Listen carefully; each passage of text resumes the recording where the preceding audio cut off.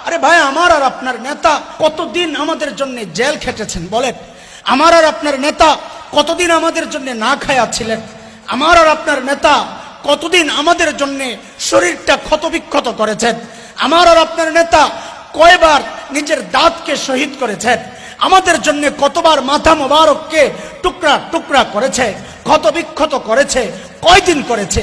কয়দিন আমার নেতা আমার জন্য অপেক্ষায় বসে থাকেন?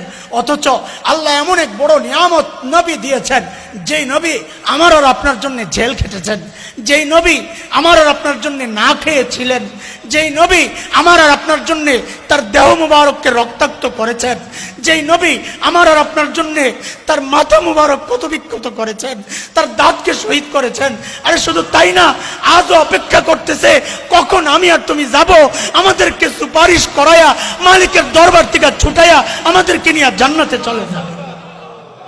কত বড় নিয়ামত মালিক দিছেন। আমি আর আপনি যখন গুনাহ করতে যাই, মালিক ঠিক ওই কথাগুলো বলে বলে ডাক দিয়া আমাকে সতর্ক করেন, ইয়া আইয়ুহাল ইনসান মা গররাকা বিরাব্বিকাল কারীম। আরে মানুষ, তোর ওই করিম রবের ব্যাপারে তোর কে ধোকায় ফেললো? আরে করিম রব তো ওই সত্তা যিনি না চাইতেই দেন। তো বান্দা হয়তো বলতে পারে, আমাকে না চাইতে আপনি কি দিছেন? তো আল্লাহ বলেন, আরে জালেম, নিজের চেহারাটার দিকে তো একটু তাকা, নিজের চেহারাটার দিকে তো একটু তাকা, দেখ আমি কি না দিছি।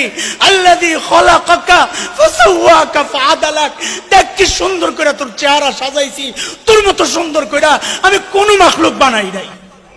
দেখ তুই, তোর চোখের সামনে কি সুন্দর একটা শাটার লাগাই দিছি, ময়লা আসলে এটা ঢাইকে দেয় তোরে, একটু ময়লা আসলে এটা টিপ মারে, আর ঝাড়ু লাগাইয়া দিছি, পানি আসে ওই ঝাড়ু দিয়া পরিষ্কার করে তোর চোখকে যেমন তেমন করে দিই। তুই বুঝুস না কেন কি সুন্দর করে তোরে বানাইছি? আল্লাযী খলাকাকা ফাসাওয়াকা ফাআদালাক ফি আই সূরাতিন মা শাআ রাক্কাবাক। দেখ জালেম, নিজের মুখের দিকে তাকায়া দেখ।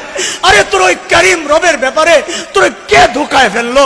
আরে যুবক ভাই আমার, আমি আর তুমি যখন এই চোখ দিয়া গুনাহ করি, তো মনে করো মালিক ওই মুহূর্তে আমার আর তোমার ডাকতেছেন, এই মানুষ, এই মানুষ, তুই যে চোখ দিয়া তাকায় রইছস যার দিকে, ওই নায়ক নায়িকা তোর চোখ বানায় নাই, আমি আল্লাহ না চাইতে ওই চোখ তোরে দিছি। আমি আর তুমি যখন হেডফোন লাগায়া লাগায়া গান শুনি, ঠিক ওই মুহূর্তে মালিক ডাকতে থাকেন, আরে জালেম, এ মানুষ, করিম রবের ব্যাপারে তোরে কে ধোকায় ফেললো? তোর ওই গায়ক গায়িকা এই কান দেয় নাই, না চাইতে আমি করিম রব তোর ওই নিয়ামত দিছি। মালিকের লাজ তো রাখো।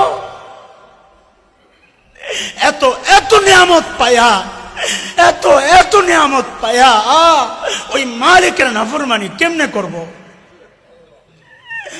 গুনাহ করার সময় চিন্তা লালন করি, তো গুনাহ ছেড়ে দেওয়া সহজ হয়ে যাবে ইনশাআল্লাহ।